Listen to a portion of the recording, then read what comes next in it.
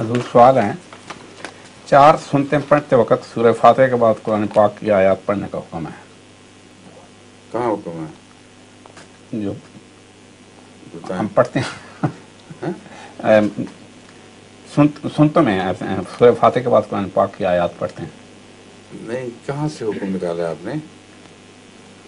یہ ایک فقہی مسئلہ ہے، اختلاف مختلف فی جس میں اختلاف پایا جاتا ہے.